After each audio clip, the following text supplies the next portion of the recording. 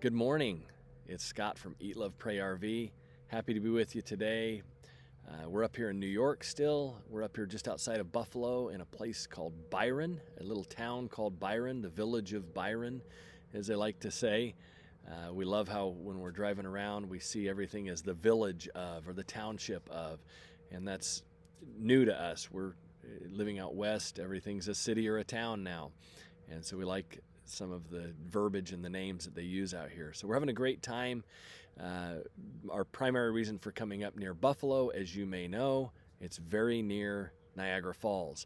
So that was our main goal in coming up here. Actually, this week, Becky had to fly back to Utah for a bridal shower for our future daughter-in-law. They're getting married here in about a month and a half. So she's out of town for about a week, but before she left, we went over to Niagara Falls. I'm excited to share that with you, something we had always wanted to do.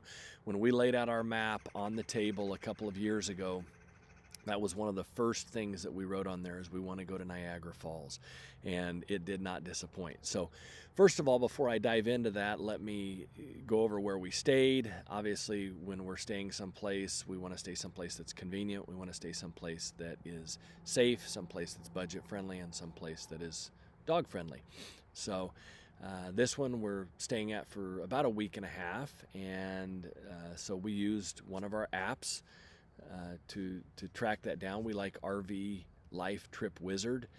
They're not a sponsor or anything. It's just what we found that we like. It's our simplest way to find out where we're going to stay. So I usually dig into that and find where we're going to, some options out there, and then I go through the process of seeing if they have availability.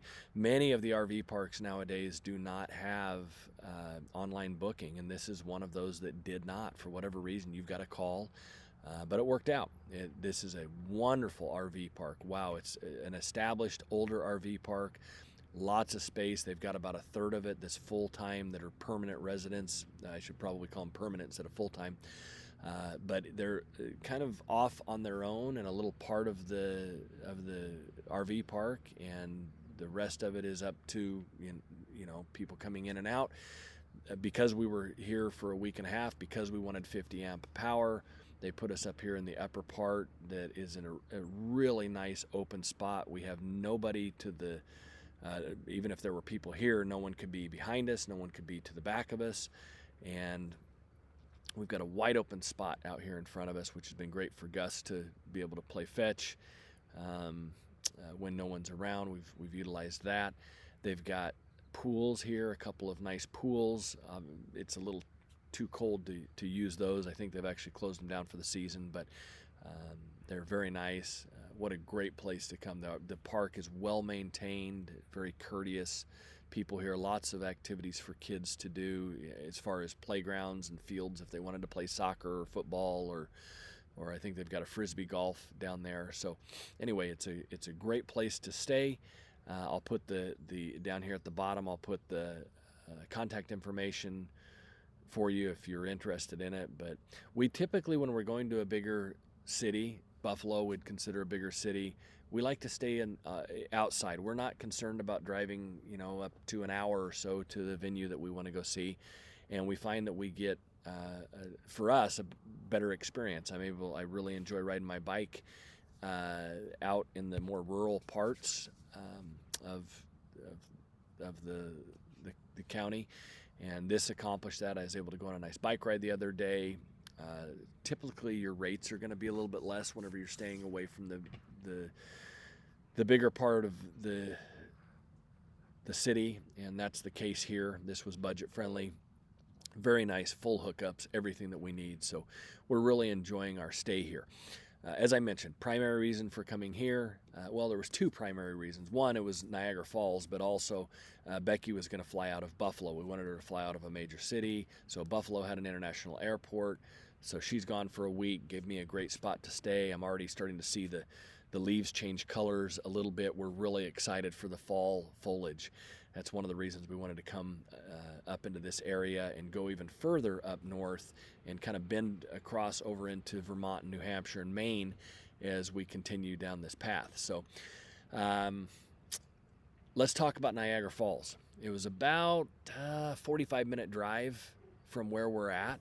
Not bad at all. It's all interstate. So we got up there to Niagara Falls, and obviously you've probably heard that the thing to do is Made of the Mist, right? Go up there on the boat and get out there and get a good view. And I would highly support and recommend that. Now, I'm going to tell you, there's a lot of construction going on up there in their state park. And so the venue, the park venue wasn't really great if that's what you're looking for, but I don't think that's why you're going to Niagara Falls. You're going to see the falls, and that part was unbelievable. So we went in, we got our tickets for the boat. I believe they were $28 a piece, probably the best $28 we've spent in a long time. The boats go every 30 minutes, and so we walked down. We just missed the last boat. We waited for the next one. Sure enough, 30 minutes, they're going.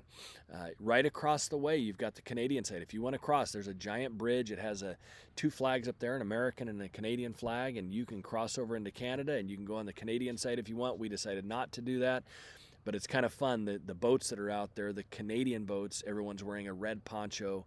The United States side are blue ponchos. So you hop on the boat. It's very, very well done. Very cool. They're all electric boats, which I didn't know they were doing that, but why wouldn't they, right? So all electric boats. It was very, very comfortable out there. You should know that whenever you go, you get a poncho, and that poncho is included in your admission, so don't worry about bringing your own. So we put our ponchos on, we got on the boat. They've got a very nice audio portion of it that tells you the history of Niagara Falls, tells you what you're looking at. There's basically two parts of the falls, and one is substantially higher than the other. They give you the statistics of how many feet deep it is and how much energy it's producing and how many gallons of water are going across it. So it's just a really, really great experience. So let me get back to telling you about our adventure up there at Niagara Falls. So you head out. We were on the top, let's see, it would be the starboard side. No, it would be the port side. We were on the top, so aft port. And if I did it again, I would probably go forward part of the boat and port side. I think you'll get the best views, the best photos there. However, they do go in, and then they'll turn around and come back out. But I think you sit for a long time facing right into the falls. So I think if you want the best shots, I would go on the front of the boat. So you head out and you see the United States side part of the falls, and I think they're about it was 115 feet tall, I believe. And then you get over to the Canadian side, you pull a little bit further forward, and they're much more majestic. I think they were 180 feet tall. And one thing that caught my attention is as high as it is, the water is as deep also. So 180 feet tall, I believe it was, and 180 feet deep is that water. And it's incredible. There is obviously a lot of moisture. That power of those waves creates a mist that is like a major rainstorm. If you do not have a poncho on, you're going to be in trouble. And there's a fair amount of wind. So just, be prepared whenever you go there. Have a good strap, on your camera so you're not losing that. But it is magnificent. Those falls are unbelievable. We got off the boat after that nice tour out there, and it's probably 20 minutes that you're out there. I mean, you have ample time to get great photos, and it's wonderful. It's beautiful. So you head back in, they dock the boat, and then you can walk up a short distance, and go get a really neat visual view of the falls from the side, the United States side. And that was a great photo opportunity.